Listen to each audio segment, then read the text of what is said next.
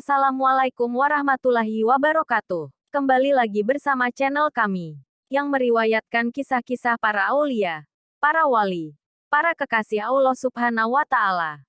Dan semoga kita semua mendapatkan keberkahan darinya. Amin ya Robbal 'Alamin. Inilah sedikit kisah sang pendiri Tarekat Syaziliyah beserta karomah-karomahnya, yaitu Sultanul Aulia, Syekh Abul Hasan Asy-Syadzili, sang pendiri Thariqah Syadziliyah. Syekh Abul Hasan Asy-Syadzili adalah pendiri Tarekat Syadziliyah. Syekh Abul Hasan Asy-Syadzili lahir di Gumarah, Maroko pada tahun 593 Hijriah atau 1197 Masehi. Syekh Abul Hasan Asy-Syadzili juga termasuk keturunan Nabi Muhammad SAW. Silsilah Syekh Abul Hasan Asy-Syadzili. Syekh Abul Hasan Asy-Syadzili memiliki nasab yang sampai Rasulullah SAW. Berikut silsilah Syekh Abu Hasan Asy-Syadzili.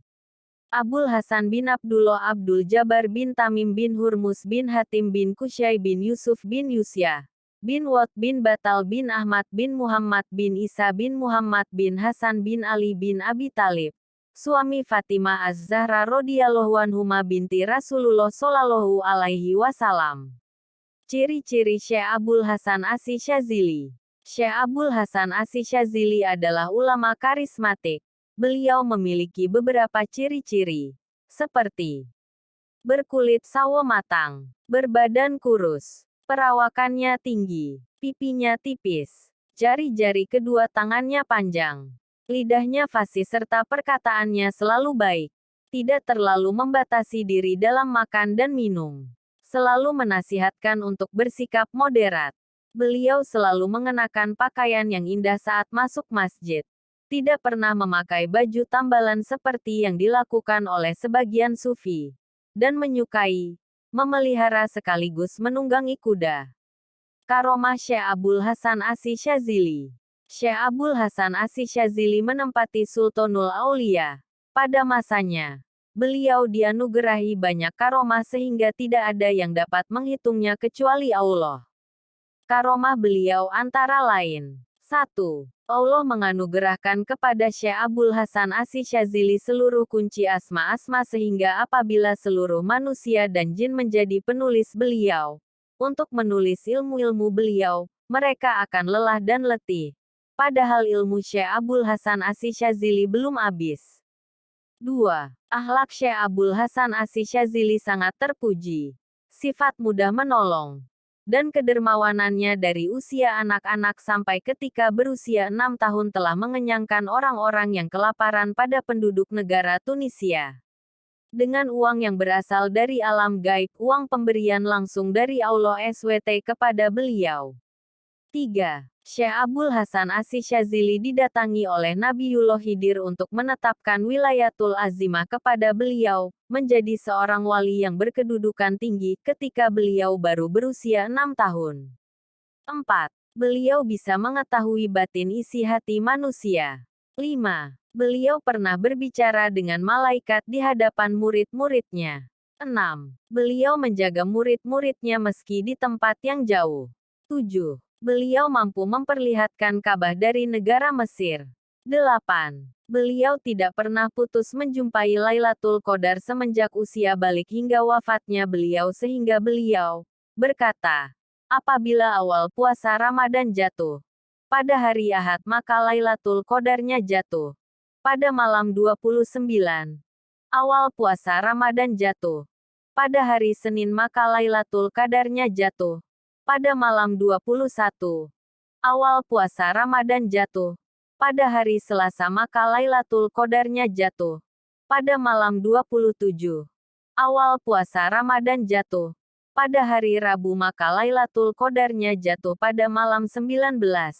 Awal puasa Ramadan jatuh pada hari Kamis maka Lailatul Qadarnya jatuh pada malam 25. Awal puasa Ramadan jatuh pada hari Jumat maka Lailatul Qadarnya jatuh pada malam 17. Dan awal puasa Ramadan jatuh pada hari Sabtu maka Lailatul Qadarnya jatuh pada malam 23.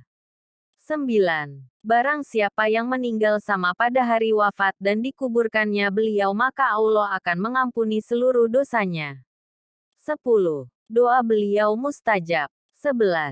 Beliau tidak pernah terhalang sekejap mata dari Rasulullah Shallallahu Alaihi Wasallam selama 40 tahun, artinya selama 40 tahun selalu berjumpa dengan Rasulullah Shallallahu Alaihi Wasallam. 12. Beliau dibukakan oleh Allah bisa melihat lembaran buku murid-murid yang masuk dalam thoriqohnya padahal lebar bukunya berukuran sejauh mata memandang. Hal ini berlaku bagi orang yang berbaiat langsung kepada beliau dan juga sampai orang sesudah beliau hingga akhir zaman. Selain itu, seluruh murid-muridnya pengikut thoriqohnya diberi anugerah bebas neraka. Syekh Abul Hasan Asy-Syadzili telah digembirakan diberi karunia. Barang siapa yang melihat beliau dengan rasa cinta dan rasa hormat tidak akan mendapatkan celaka. 13. Beliau menjadi sebab selamatnya murid-muridnya, pengikutnya, akan memberikan syafaat di akhirat. 14. Beliau berdoa kepada Allah agar menjadikan setiap wali kutub diambil sesudah Syekh Abul Hasan Asy-Syadzili diambil dari golongan thoriqohnya. Syekh Abul Abbas Al-Mursi radhiyallahu anhu berkata, apabila Allah menurunkan bala, bencana maka pengikut thoriqoh Syadziliyah akan selamat karena karomah Syekh Abul Hasan Asy-Syadzili. Syekh Syamsuddin Al-Hanafira mengatakan bahwa pengikut thoriqoh dikaruniai kemuliaan 3 macam yang tidak diberikan kepada golongan thoriqoh yang lainnya. Pengikut thoriqoh Syadziliyah telah dipilih di Lauhil Mahfuz. Pengikut thoriqoh Syadziliyah apabila jazab atau majdab akan cepat kembali seperti sedia kala.